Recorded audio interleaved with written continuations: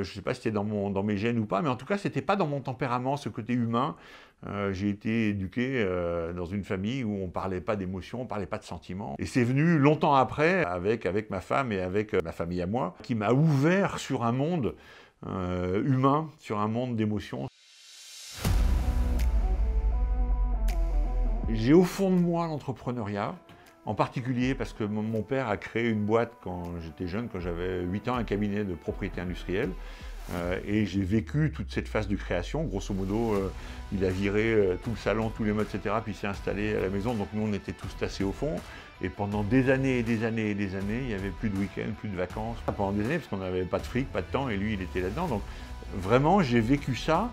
Mais j'ai vécu le côté exaltant. Puis j'ai vécu bêtement, c'était mon père. Et donc, voilà. Et donc, dans ma vie, dans ma tête, je me suis toujours dit, je serai comme lui, je créerai ma boîte. Donc il y avait une espèce de recherche, de reconnaissance paternelle. Forcément, il y a plein de choses là derrière. Je me suis toujours vu comme entrepreneur, mais j'ai jamais fait ce lien avec leader. Je ne cherchais pas à leader, je ne cherchais pas à avoir une équipe derrière moi qui me suive, ce n'est pas ça mon objectif.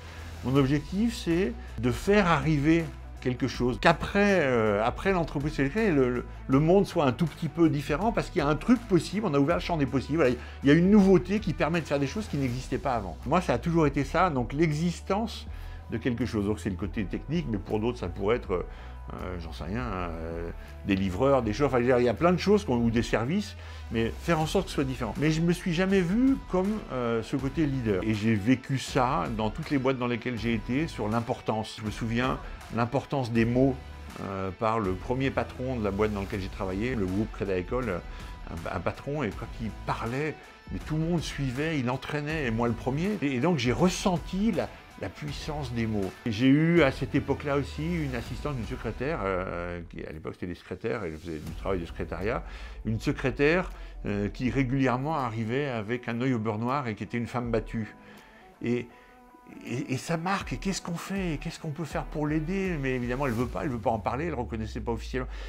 Voilà. Donc j'ai vécu des choses humaines qui m'ont orienté beaucoup plus vers ce côté leadership et ce côté aventure humaine. Aujourd'hui, j'ai vraiment ces deux objectifs au même titre. Ouvrir le champ des possibles par des nouvelles technologies, par des nouvelles possibilités, et de la deep technologie, moi c'est ça qui m'intéresse. Donc là, l'IA, c'est vraiment profondément mon sujet. Mais j'ai aussi un sujet qui est d'inventer l'entreprise française du XXIe siècle, de vivre une aventure collective et humaine.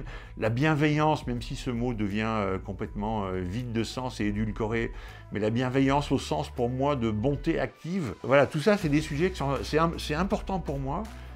Que l'ensemble des équipes de Another Brain soient heureuses, soient bien, soient à l'aise, que ça se passe bien. Ouais, c'est important pour moi. Et du coup, ben, je suis devenu, en mélangeant ça, je suis devenu un leader, au sens où tu l'entends. Mais voilà, c'était pas, ce côté leader n'était pas, en tout cas, il n'était pas apparent, quoi.